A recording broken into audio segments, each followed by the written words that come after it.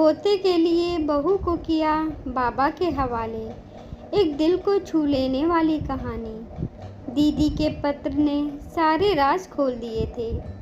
अब समझ में आया क्यों दीदी ने लिखा था कि ज़िंदगी में कभी किसी को अपनी कठपुतली मत बनाना और ना ही कभी खुद किसी की कठपुतली बनना। ममता दीदी की आत्महत्या की खबर ने मुझे अंदर तक हिला दिया था, क्योंकि दीदी कायर कदापि नहीं थी। फिर मुझे एक दिन दीदी का वह पत्र मिला जिसने सारे राज खोल दिए और मुझे परेशानी व असमंजस में डाल दिया कि क्या दीदी की आत्महत्या को मैं यूं ही व्यर्थ जाने दूं। मैं बालकनी में पड़ी कुर्सी पर चुपचाप बैठा था। जाने क्यों मन उदास था, जबकि ममता दीदी को गुजरे अब 2 माह से अधिक हो गया है। दीदी की याद आती है तो जैसे यादों की बारात मन के लंबे रास्ते पर निकल पड़ती है। जिस दिन यह खबर मिली कि ममता ने आत्महत्या कर ली है, सहसा विश्वास ही नहीं हुआ कि यह बात सच भी हो सकती है, क्योंकि दीदी कायर कदापि नहीं थी। शादी के बाद उनके पहले 3-4 साल अच्छे से बीते। शैलेश, जीजाजी और दीदी दोनों कानपुर में कार्यरत थे। ममता दीदी मशहूर लेखिका मालती जोशी की कहानियों की फैन थीं। फुर्सत के क्षणों में वे उनकी कहानियाँ पढ़ा करती थीं। एक बार मैं कानपुर गया। मैंने उनकी अलमारी से मालती जोशी की किताब कठपुतली निकाली और पढ़ने लगा। 2 दिन में मैंने कुछ कहानियाँ पढ़ी। उन कहानियों ने मुझे इतना प्रभावित किया कि वापस आते समय मैंने दीदी से कहा, शेष कहानियाँ पढ़कर यह किताब मैं आपको वापस भिजवा दूँगा। नहीं भैया, नहीं, यह मेरी प्रिय किताब है और मैं इसे किसी को भी नहीं देती हूँ, चाहे वह तुम्हारे जीजा जी ही क्यों ना हो, क्योंकि एक बार किसी को किताब दे दो तो वह वापस नहीं मिलती। उन्होंने किताब मेरे हाथ से ले ली और अलमारी में रख दी। जब कभी 2-3 दिन की छुट्टी पड़ती तब वे हमारे यहाँ आ जाते। 2-3 दिन साथ रहते। उस दौरान हम पार्क में घूमने चले जाते। कभी कोई अच्छी सी फिल्म देख आते। इस प्रकार हंसते खेलते 3-4 साल निकल गए। एक दिन जब मैं दफ्तर से घर आया तो मालूम हुआ दीदी आई हैं। मैंने माँ से पूछा तो उन्होंने बताया कि वे अपनी सहेली सविता से मिलने आई हैं। कह रही थी कि उससे कुछ ज़रूरी काम है। रात करीब 10 बजे वे घर आईं। मेरी नज़र उनके चेहरे पर ठहरी तो लगा वे कुछ परेशान हैं और उनके चेहरे पर पहली सी खुशी नहीं है। वे सीधे अंदर के कमरे में चली गईं। मुझे लगा शायद कपड़े बदलने गई होंगी, लेकिन जब बहुत देर गुजरने पर भी वे ड्राइंग रूम से नहीं आईं, तब मैं ही अंदर के कमरे में चला गया। वे उदास चेहरा लिए बैठी थीं। मैंने पूछा तो बोली, अरे कुछ नहीं भैया, यात्रा करके आई हूँ, उसी की थकान है। मुझे उनकी बात पर यकीन नहीं हुआ। मैंने कहा, दीदी सच कहूँ आप कुछ छिपा रही हैं, लेकिन आज आपका चेहरा आपका साथ नहीं दे रहा। क्या बहन की शादी के बाद एक भाई इस लायक नहीं रह जाता कि वह बहन के मन की बात को जान सके? यह सुनते ही वे फपक उठी और एक अविरल अश्रुधारा उनकी आंखों से बहने लगी। अब कुछ बताओगी भी या केवल रोती ही रहोगी? मैंने उनके आंसू पोंछते हुए कहा, भैया हमारी शादी को अब 5 साल 4 माह हो गए हैं। इस बीच मेरी गोद नहीं भरी। इसी कारण आए दिन घर में विवाद होने लगे हैं। पर इसमें आपका क्या दोष है दीदी? पर भैया मेरी ननद और सासू जी मुझे ही दोष देती हैं।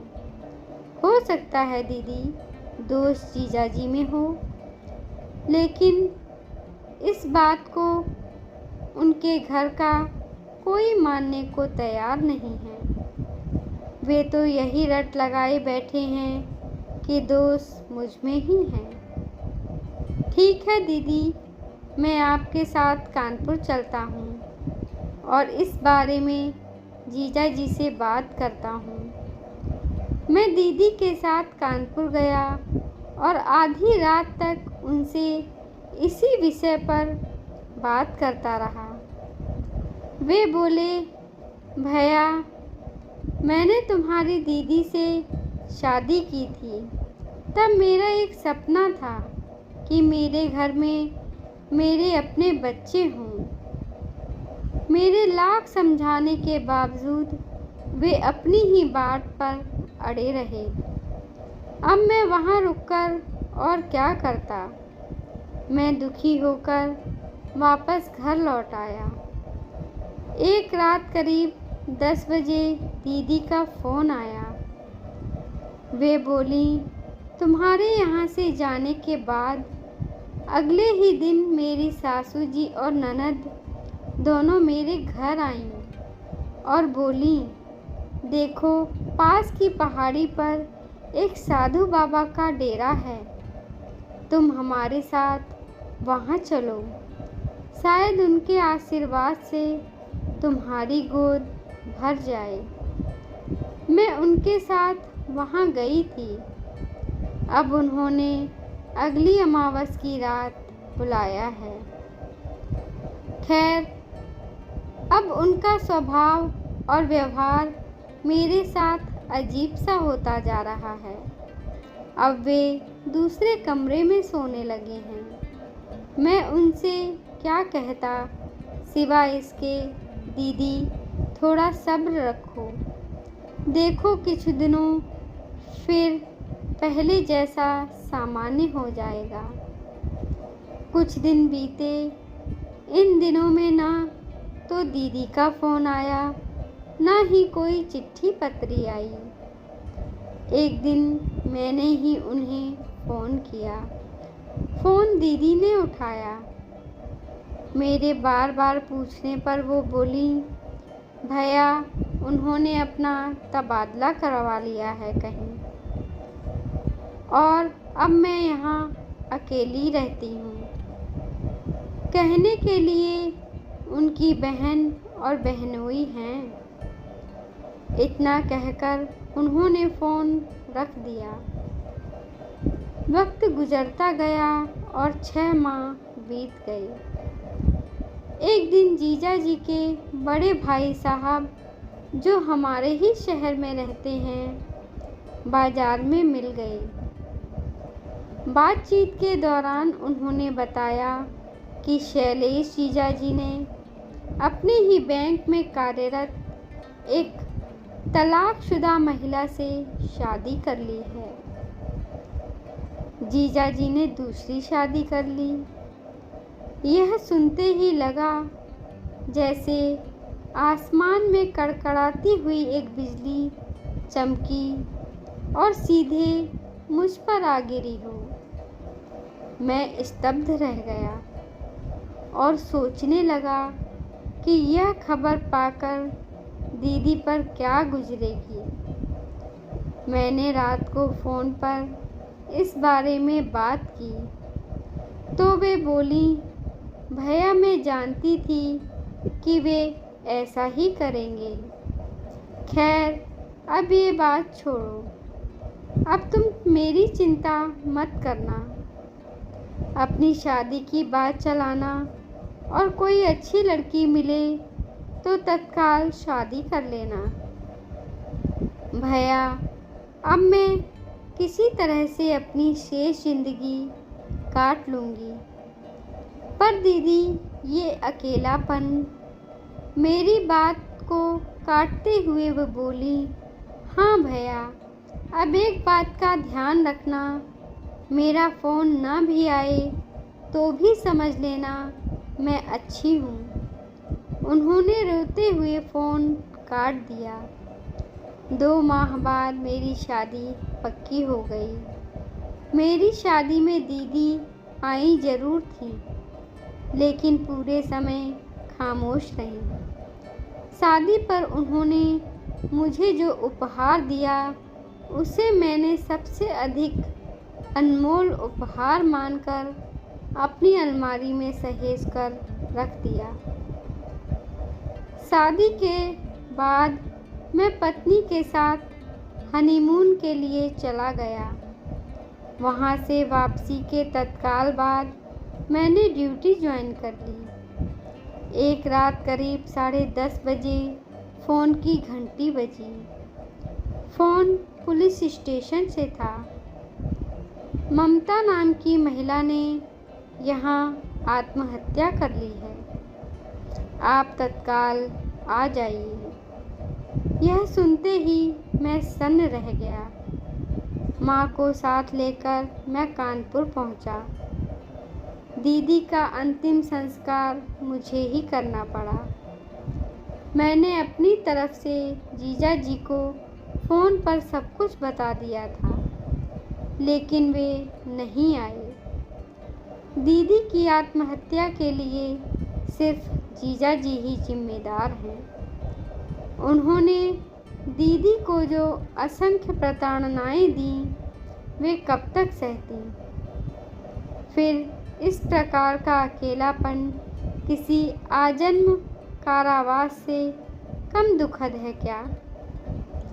पहले जीजा जी का अलग कमरे में सोना, फिर उसके बाद बिना कुछ बताए चुपचाप तबादला करवा लेना और उसके बाद वहाँ जाकर दूसरी शादी करना। दीदी के साथ ये उनका अक्षम्य अपराध है। मैं केवल उनको ही दीदी का अपराधी मानता हूँ। मैं यादों के दायरों से बाहर निकला और बिस्तर पर आकर लेट गया। अलका मेरी पत्नी मायके गई है, इसलिए अकेलापन मुझे निगलने के लिए मेरी तरफ बढ़ रहा था। फिर उसमें भी दीदी की यादें। तभी मुझे उनके द्वारा शादी में दिए गए अनमोल उपहार की याद आई। मैं तेजी के साथ कमरे में गया, अलमारी खोली और उसमें से दीदी का दिया उपहार निकाला। अब मेरे सामने दीदी का दिया सिल्वर पेपर से लिपटा अनमोल उपहार था। मैंने सिल्वर पेपर का आवरण हटाया तो आश्चर्यचकित रह गया। दीदी ने मुझे अपनी जान से ज़्यादा प्यारी लगने वाली किताब कठपुतली उपहार स्वरूप दी थी। मैंने उस किताब का पहला पृष्ठ पलटा। उस पर दीदी ने अपने हाथ से लिखा था, प्रिय अनमोल भैया को शादी पर एक बहन का अनमोल उपहार। भैया जिंदगी में कभी किसी को अपनी कठपुतली मत बनाना और न ही कभी खुद किसी की कठपुतली बनना। तुम्हारी दीदी ममता। उनके द्वारा लिखे शब्द पढ़कर मैं भाव विभोर हो गया और उसी अवस्था में किताब के अगले पृष्ठ पलटने लगा। तभी उसमें से एक कागज जमीन पर जा गिरा। मैंने उस कागज को उठाकर पढ़ना चालू किया तो मेरी आंखें पथरा सी गईं। वह दीदी का पत्र था, सिर्फ मेरे नाम। उन्होंने लिखा था, प्रिय अनमोल भैया, सर्वप्रथम ये पत्र सिर्फ तुम्हारे लिए है। याद रखना, इस पत्र द्वारा मैं कुछ सच्चाइयाँ तुम्हारे सामने लाना चाहती हूँ जिनसे तुम अभी तक अनभिज्ञ हो। भैया, तुम्हें याद होगा एक बार मैंने तुम्हें फ़ोन पर बातचीत के दौरान कानपुर के पास स्थित पहाड़ी पर एक बाबा के डेरे पर जाने की बात कही थी। भैया, पहली बार मैं वहाँ अपनी सासू जी और ननद के साथ गई थी। तब वे बोली थी, उन बाबा का आशीर्वाद पाकर कई स्त्रियों की गोद भर गई है। तुम हमारे साथ चलो, हो सकता है उनके ही आशीर्वाद से कोई चमत्कार हो जाए। वे मुझे पहाड़ी पर स्थित बाबाओं के डेरे पर ले गईं। बाबा के डेरे पर एक बड़ा बोर्ड लगा था, टेंशन भगाने वाले बाबा का आश्रम। उसके नीचे लिखा था, यहाँ जड़ी बूटियों से सभी प्रकार की तकलीफ़ों का उपचार किया जाता है। वहाँ बहुत से परेशान पुरुष और महिलाएं बैठे थे। बाबा एक एक करके क्रम से सबको अपने पास बुला रहे थे। जब मेरा नंबर आया तो बाबा बोले, मैं तेरी परेशानी समझ गया हूँ। तेरे साथ कौन आया है?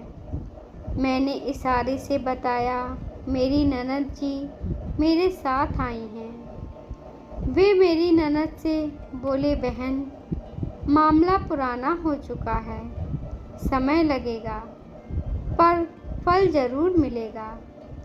इसे 4 माह तक अमावस की रात्रि में यहाँ लाना। तंत्र मंत्र, पूजा पाठ और हवन आदि करने पड़ेंगे। ये सारे काम रात को एकांत में गर्भगृह में होते हैं। फिर उन्होंने मेरे गले में एक ताबीज़ बांधा और ननद से कहा, अब तुम इसे अमावस की रात यहाँ लाना। बाबा के कहे अनुसार मैं ननद के साथ 3 माह तक अमावस की रात पहाड़ी पर बाबा के डेरे पर आती रही। चौथी अमावस की रात जब हम बाबा के डेरे पर पहुँचे तब बाबा मेरी ननद से बोले, बहन, आज रात 11 बजे गर्भगृह में विशेष तांत्रिक महापूजा में इसको बिठाया जाएगा। चूँकि ये तंत्र क्रिया एकांत में ही की जाती है, इसलिए तुम चाहो तो घर चली जाओ और रात के 1 बजे के बाद इसे अपने साथ ले जाना। उनके कहने पर ननद जी घर चली गईं। उसके बाद वे बाबा लोग मुझे एक अंधियारे गर्भगृह में ले गए और उन्होंने मुझे एक हवन कुंड के सामने बिठा दिया। फिर उन्होंने कुछ देर तक ज़ोर ज़ोर से मंत्रोच्चारण किया। उसके बाद बाबा बोले, अब तुम एक एक करके अपने बदन से वस्त्र उतारो और इस हवन कुंड में डालती जाओ। मैंने वस्त्र उतारने से साफ इनकार कर दिया। तब पीछे से एक साधु बाबा ने मेरे हाथ पकड़े और दूसरे ने मेरे साथ ज़बरदस्ती करना चालू कर दिया। मैं ज़ोर ज़ोर से चिल्लाई भी, लेकिन शहर से दूर पहाड़ी पर मेरी आवाज़ सुनने वाला वहाँ कोई नहीं था। उस रात मैं उनके दुराचार का शिकार हो गई। वे दुराचार करने के बाद मुझे पहाड़ी से नीचे फेंकना चाहते थे, लेकिन बहुत संघर्ष करके मैं वहाँ से जान बचाकर भाग आई।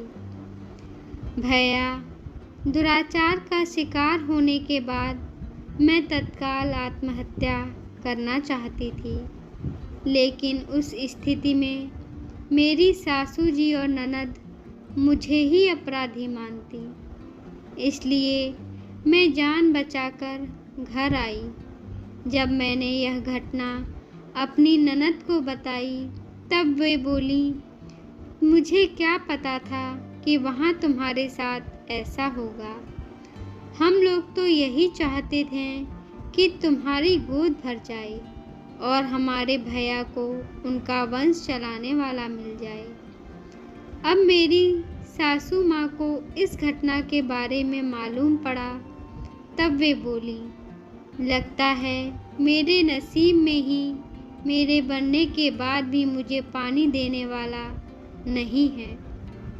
भैया, अब तुम ही बताओ, ऐसी मैली जिंदगी जीकर मैं क्या करूं?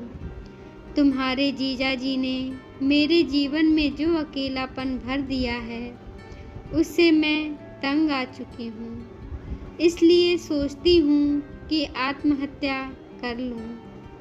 भैया, याद रखना, ये पत्र सिर्फ तुम्हारे लिए है, इसलिए इसका जिक्र कभी किसी से मत करना, पुलिस से भी नहीं। तुम्हारी दीदी ममता। पत्र पढ़ने के बाद मेरे मन में यह बात पक्की हो गई कि दीदी की मौत के लिए सिर्फ जीजाजी दोषी हैं। अब दिल तो यही करता है कि दीदी का यह पत्र पुलिस को सौंपकर जीजाजी तथा कथित झूठे बाबाओं को उनके किए की सज़ा दिलवाऊं। लेकिन दीदी के पत्र में लिखे शब्दों का सम्मान भी मुझे रखना है कि भैया, याद रखना, यह पत्र सिर्फ तुम्हारे लिए है। इसका जिक्र तुम कभी किसी से ना करना, पुलिस से भी नहीं। मैं परेशान हूँ और असमंजस में पड़ा हूँ कि क्या करूँ। क्या दीदी की आत्महत्या को यूं ही व्यर्थ जाने दूं? शायद इसी स्थिति को इंसान की बेबसी कहते हैं। धन्यवाद दोस्तों, मुझे उम्मीद है आपको यह कहानी पसंद आई होगी। तो प्लीज़ कमेंट बॉक्स में कमेंट ज़रूर करें और कृपया हमारे चैनल को लाइक करें, शेयर करें, सब्सक्राइब करें। धन्यवाद।